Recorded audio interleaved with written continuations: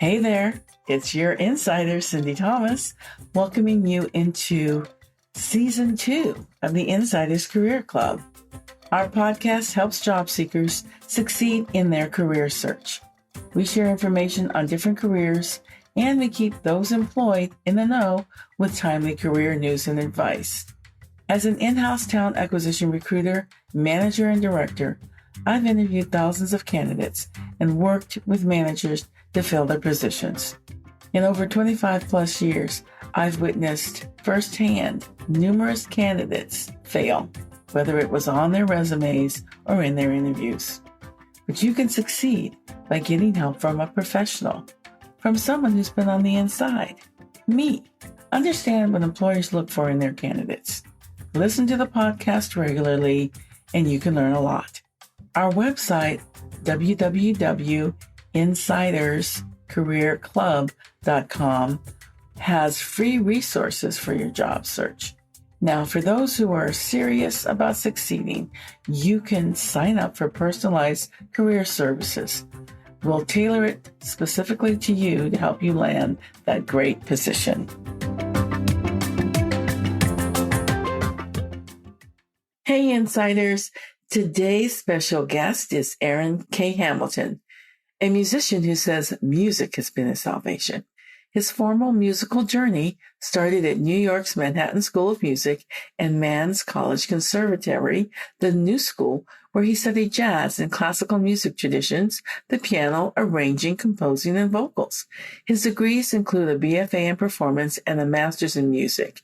He has been performing and teaching children and adults in music, piano, brass, voice, music theory, and music history, as well as teaching digital music technology at the elementary school and college levels for over 25 years. In 2016, he founded A.K. Horn Academy, and their mission is to nurture and guide music enthusiasts to become highly skilled, stimulated, passionate, and prepared to be part of a global technological music workforce. That's a mouthful, but let's welcome it in to the Insiders Career Club podcast.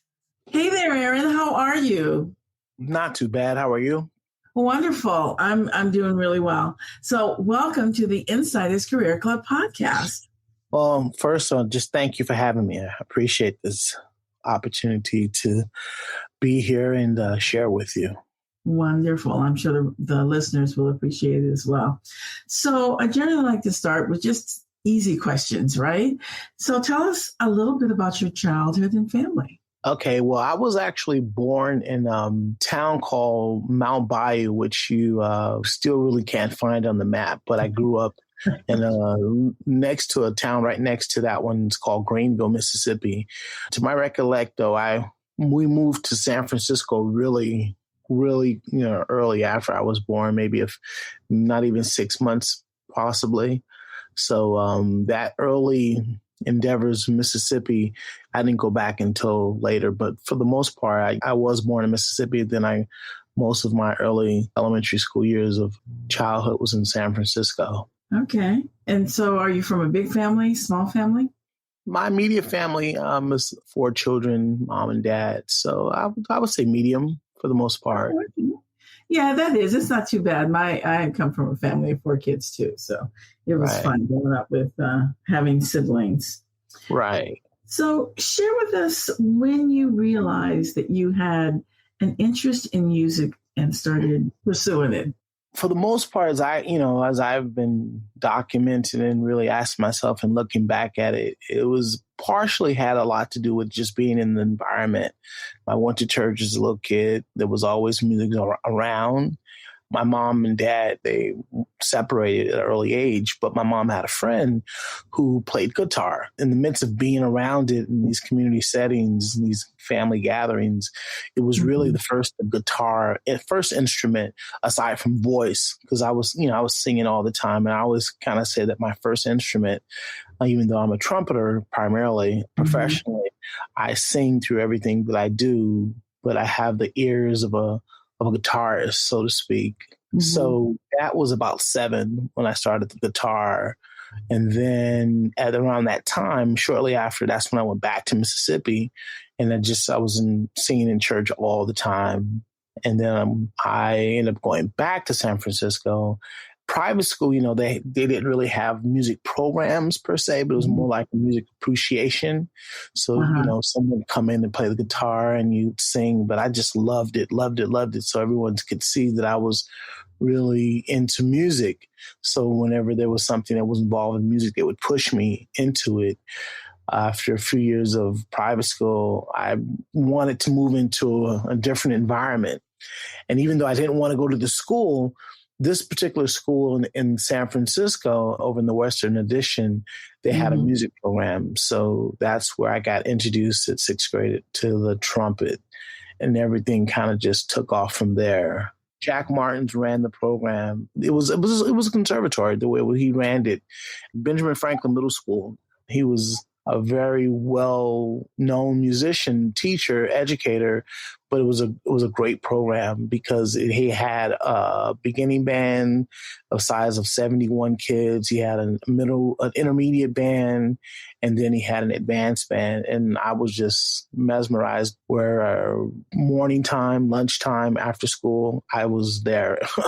And I immediately went from like being a beginner, I skipped intermediate, went straight to advanced. So that was another incentive to be around and have this experience. And I started taking private lessons and just being able to play, doing a lot of traveling. And this was all in a middle school, inner city program where we were doing about 36 concerts a year. But what also made it a monumental program is that Diane Feinstein, she adopted the school as her personal band. Yeah, so we had a lot of unique perks where we were all you would never believe that we were at these events playing at them. So it was a little politics, but it was great for me because my professional in terms of receiving money for music and performance professionally started at 16. But then when I think about the experience and what I was doing at 13, it was really, because we dressed a certain way, uniforms, and we had the places that we played at, the dignitaries, celebrities, politicians, all that stuff. I was getting a huge dose of this by 7th and 8th grade. And the teachers respected it too, because they saw how much that had an impact on me. It's kind of like I found my calling, or my calling found me, so to speak. All right. So how did living on the West Coast and in Mississippi impact your music? That's a great question, because when I stop and I think about the experience and exposure in Mississippi and how much it was just weaved into the environment, the community, like it was just there. It was mixed in. It was very natural. I didn't realize how much of that was just within me. It was just something in me. And when I got to San Francisco and I started playing in a program, it was just it was just allowing me to go and dig in what was already inside of me and bring it out, so to speak. So I would always say that, I got my first musical high was actually in the church. Because I was that kid, would fall asleep next to it on the floor. Anytime I heard it as a child, I'd cry, didn't know what was actually doing it. But it was the music, more or less. Yeah. You were riding the wave of the music. It was transporting you. Okay. Did you have a music champion growing up who mentored you? Well, the first one, Jack Martins, I would definitely have to say was one. He was my mom's friend, Willie Davis, because he did take up that time and got me into the guitar. That kind of set the tone. But then in terms of the traditional academic setting between Willie and then Jack Martins, and then from Jack Martins, I met a gentleman who I'm still in contact and he's mentoring now and still good friends, Wayne Wallace. He's definitely my musical godfather by far. He has it all, from the teaching, the performance, you name it, he has it. And he was just sharing it with me. And he started sharing it with me. And he actually opened up other doors, because between Jack Martins, Wayne Wallace, Wayne introduced me to Johnny Capolo, who would become the next major pillar who had did all the things as a trumpeter, and he started putting me on and sharing and hiring me and saying, do this, nah, do this, do this. He recently passed in 2016, but he was, it's like a baton between, everyone knew Johnny Capolo because he was like the godfather trumpeter of the Bay Area, actually. Wow, that's amazing. You've been really fortunate, Aaron, to have so many positive musical influences in your life, and to have them, sometimes you just get an experience from afar from someone, they inspire you, but you had so much depth to the experiences that you had with these other musicians. What a fortunate young man you were to have that in your life. By far. And I don't take that for granted because I understand my own surroundings and the experience. And then I stop and I look at my peers or other young musicians coming up behind me. And I'm like, wow, they never had that. They never had Wayne, or they never had Johnny. Johnny had done it all. I mean, but I still got to go back to Martin's, because for someone to run such an amazing program, meticulous and organized, and he let me ride his tail. I mean, he worked from about 7 to 5 every day. Wow. So I watched his work ethic and how he prepared his, it was like what I needed at that time to the next one. And each one did something very unique that I always will cherish. That's wonderful. Yeah. So that work ethic, did it rub off on you? So you work crazy hours like that? From time to time, I do. Yeah, I'm the one who everyone knows he's going to be the first one there. Most likely, you can count on me. The pandemic changed a lot in terms of how the long hours, in terms of being out is supposed to end. But if I need to be there, I'll be there to get it done. And then, projects or things that I'm working on now, I do remember my grandfather saying, if you're going to do something, do it right, or don't do it at all. I heard that a lot. All three of them modeled that in many ways because they did it really well. Share with us a little bit about the commitment that you have to have as a musician, because you can spend a lot of time doing something, but if you're not focused enough or directed enough, it's not going to pay off for you, or even if you don't have the talent for it. So tell us about the commitment to practicing that you need to do on the daily. There's kind of two sides to it, I think, because the desire, the passion fuels that. And so for me, I wanted to get it right. I wanted to be good and I wanted to sound right. So that other part in terms of the practice became natural. The more that the deeper I got into it, it became secondary. And I did become conscious in a way to where I wouldn't get lost and I wouldn't be a hermit or just, I still have a social life. Okay. Yeah, exactly. But, but at the same time too, I eat, sleep, live, breathe music. And I'm okay with that. My son understands that too. I have to push myself sometimes away because I go at the music and what I love, this music with a vengeance. So I'm always practicing, even if I don't have my horn in my hand, I'm listening because it's a different type of skill. I knew that I was going to use my talent to open up other doors to get me where I needed to.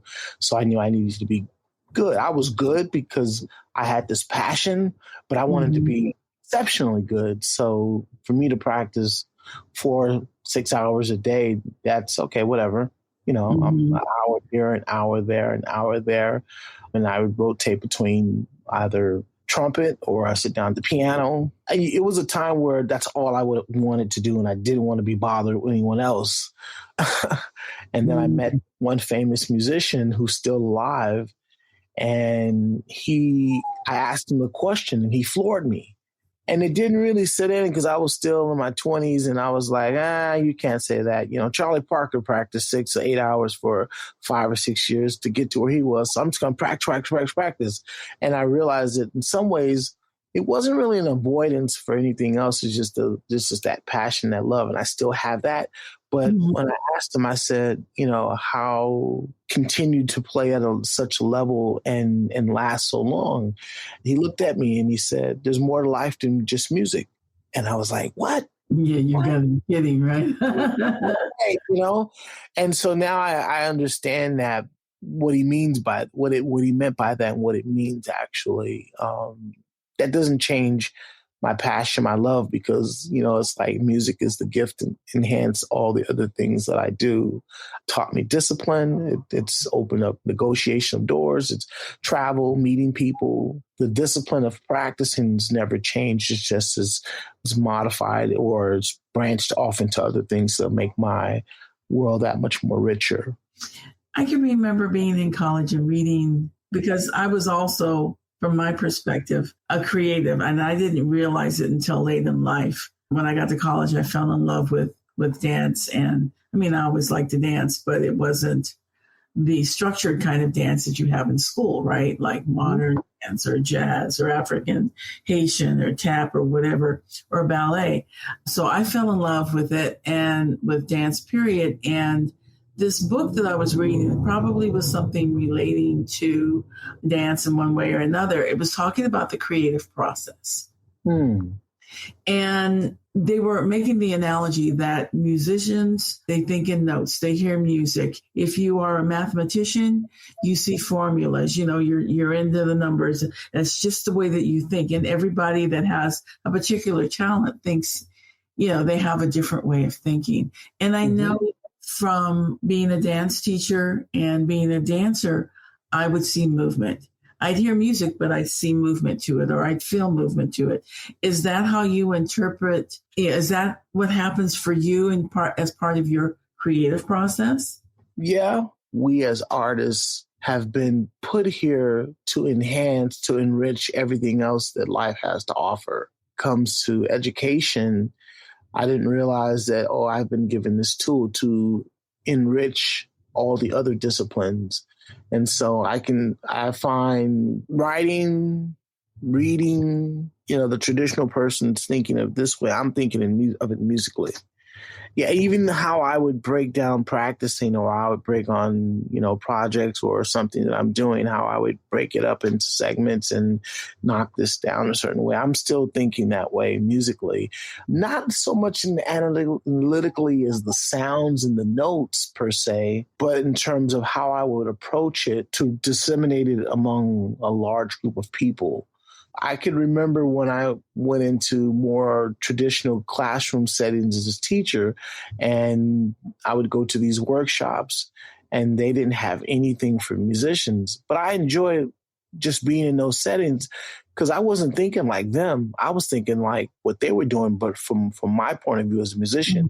Mm-hmm. And then so what I started to realize in these last 15, 20 years is that I realized that I could tell a lot of teachers had not been exposed to the arts because they thought too analytically, and they're afraid to take risk from a creative perspective to try something different, look at it sideways or upside down.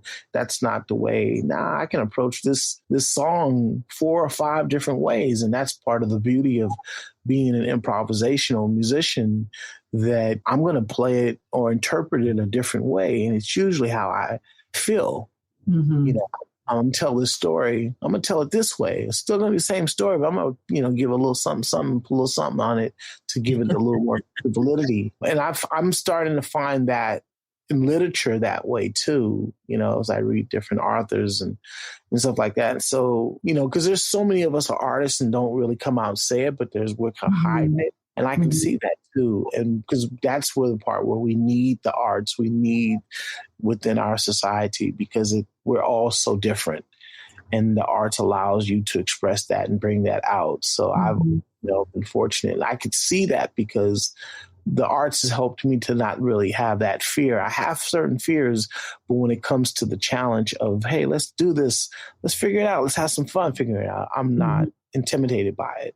Interesting that you would say that about just people in general, that they may have a talent or whatever, and then be too shy to mention it or share it with anyone. And I think that's just part of our culture. I think that the way the American culture is set up, you've got to be perfect at it, right? If you're not perfect at it, you're no good.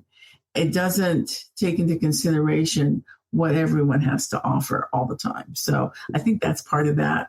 When you were saying that, that's what I was feeling, or that's what I was getting from it, from my perspective. Yes, I would agree in many ways. We are at a very interesting time because art always reflects the times, the day, what's going on right now. We've been a little too commercialized and not been able to taste and feel each other. We've lost some of this intimacy because of the technology in a way where there's a lot of creativity behind that, but you've lost the intimacy, some of the artistic intimacy that brings us to a whole different realm that it'll be interesting to see what's the reflection of art in the next 5 to 10 years, considering what we've just been going through too.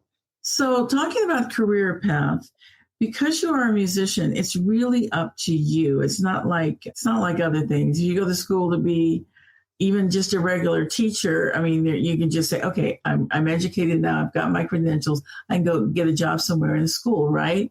But you can't do that as a musician because it's different.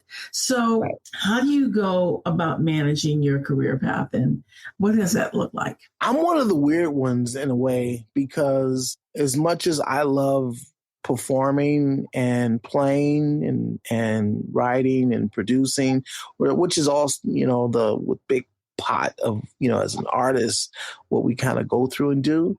I actually enjoy the teaching aspect of it, so for me to not do the things where I feel like I've had to artistically be in a position I didn't want to be in, I've been able to teach too. And for me, it's like another stage. I've always looked at the classroom or the seminar or whatever, the lecture or whatever it may have been, because I've been able to teach in all various levels, that is still another attribute of performing. And I'm still just performing. So I'm that ham of a teacher in a humorous way who's sharing what I do. I've been extremely conscious of what I have, what I will do, and what I won't do artistically. Yeah, and that's just been me. But I've also been, knock on wood, very fortunate too, because I wouldn't sacrifice my art, my music. I wouldn't sacrifice it just for the check. Still won't take a gig just for the check, because I got really exposed to a lot of the richness at a young age professionally.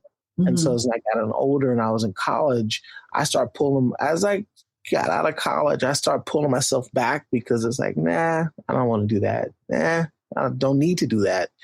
And I was the weirdo, because, I most probably would, and I know would do it. And I've had, many opportunities to go do certain things. And I still look back at it now and say, I'm so glad I didn't. So what direction then, Aaron, do you want to take your career? Let's just say that part of my plan is to get out on the circuit of performing in master classes, bringing the education and the artistic part. I think there's a disconnect. We know all of the conservatories and schools, but you'll be surprised in terms of the intimacy and understanding the tradition of where it comes from. That's not being reciprocated to this new generation. So what I can do from a lecture standpoint of showing, hey, you can be that artist, but you need to know the tradition and continuum of all this tradition. It comes from this great American culture by way of the African Americans, our contribution. Other cultures have contributed quite a bit. And just to understand the connection of all these other American styles, how the African American have played such a huge part in the deliverance of it. Without, there's a way of like passing it and pushing it and continuing it without it being dumbed down. If you can go back and look at the European classical tradition and say, hey, there's a 500, 600 year continuum of still that tradition that still lives in such rich and pure, then you need to have that. If you're going to put the label of jazz to hip hop, that needs to be right there too, and understand that it's not just a new thing. It's something from something, from something, from something. Okay. Yeah. Do you want to talk to us a little bit about Acorn. Acorn. Okay, so actually, I didn't say it right. Sorry. no, it's okay. It's really Acorn or AK Horn. Okay. And so the whole part of that was really was just Aaron Keith Hamilton by way of my horn, because the horn is always it's been my negotiating tool. In some ways, I would say it started leaving the Bay Area, coming to New York.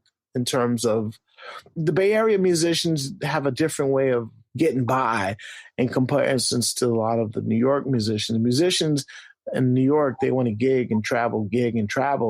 The Bay Area musicians will teach and share and perform, and they'll do traveling, but not to the extent the way the New Yorkers do. So you find a lot of real genuine educators that are really weaved in the arts and a mixture of things. So fast forward into Acorn, I knew at a very early age that the education and exposure that I had was very rich. And as I got a little older and I was here, I was like, wow, this is what you're supposed to do. I thought everybody was doing that or getting that. I started to realize that a lot of people in various economic, social classes were not getting that. And so that's when I started creating classes. First, I started in piano classes, then it was adding theory classes. And then eventually, as technology started to take off and with music production, which was already there, but I would just say the rap, poetry, hip hop gave it another surge. But what I realized that because kids had not had traditional musical educational settings, there was all this fundamental information that they had not gotten. So they would kind of jump into the front of the line, but they didn't have the information. They thought they did. And so you'll see these huge holes and gaps. And so they just never had the steps presented to them. One thing ushered in, but closed the door on the other. And most people don't realize the success of hip hop. You lost all the traditional music programs nationwide. If you looked at the circle, you say, oh, whoa, that's how that, it shows itself. It shows itself real clear. So that's so many ways why I created Acorn, because I could share the things that I love doing. And now I'm getting it to the point to where as I start rolling things out, I can share education, I can share performance, I can share production, which is more side of business side, but you still got to have some musical understanding in that realm. Traditionally, you got that just by being a musician in school programs, and you just kind of got that. It was part of the apprenticeship. The apprenticeship for a musician today has been shifted like no other profession. Oh, previously, if you were getting the actual learning how to play the instrument, but lacked the theory and the history, what are you getting now? Button pushing. Oh, all technology and no appreciation for what was there before and no knowledge of it. Yeah, and you got so much apprenticeship just by playing an instrument too. Right? And so then you got to play with people. You've got to perform. You can't hide behind these things. You can hide behind your instrument only so much, but you got to get out there and perform. You got to meet the people and express yourself. Okay, right? Now I get exactly what you're saying. Yeah. When you close those programs and you have the TV showing you all those things if they exist, you say, oh, wow, I want to do that. But then you're just getting buttons thrown at you. It's like, huh? If someone wanted to learn more about developing a career in music, what advice do you have for them to learn more? Nowadays, that's tricky. I used to could say, do this, and do that, because it would be me competing against what they're hearing on, the internet or what they're getting access to on the internet and YouTube. So tell them to learn how to play an instrument. That usually comes in a social setting around people your age, and you just be a part of the band program in school. But when your school doesn't have a program, or the school next to you doesn't have a program, then that's not as accessible. It's unfortunately that's a tricky question because it's based on social and economics who's getting access to just programs. Because one of the purposes of the band, their performance is to go play at sporting events or whatever, and the school may not have any sporting events. Right. Yeah. I mean, interesting. Yeah. You used to also get a taste of it in church too. That's another tricky one because that's where I initially got my bug from was in the church. Yeah, it depends on which church though too. Different denominations do things differently, right? And so they may not have so much live music as what you grew up with. Mm-hmm. I'm so glad that you asked that question because I got to find a way to give an answer. Okay, well, I'm going to ask you that question later and find out what answer you came up with. Oh, I'll definitely share it with you. I promise.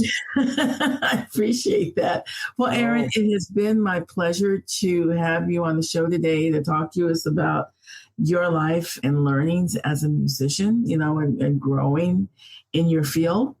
I truly appreciate it. I'm sure the listener is going to appreciate it too. So I just want to say thank you so much for being here and sharing with us. Thank you for having me. It was an honor. I appreciate it. Thank you. Wonderful. Okay. Thanks so much. Take care. So glad you joined us today. If you enjoyed the podcast, please like us because your ratings matter. We'll be bringing you new podcasts every 2 weeks on the first and third Wednesdays. My goal is to help you, my valued listeners, in your job search and continue to help you right on through your work life. To make that happen, though, your support is needed. By listening regularly, we can keep this going. But you can also help by sharing the podcast with your network of friends, family, and coworkers. Ask them to listen. We're on Apple and Google Podcasts, Spotify, Stitcher, Pandora, iHeartRadio, and so many more. Not so podcast savvy? Tell them they can go to listen on our website at www.insiderscareerclub.com. I appreciate your support. Stay safe and take care.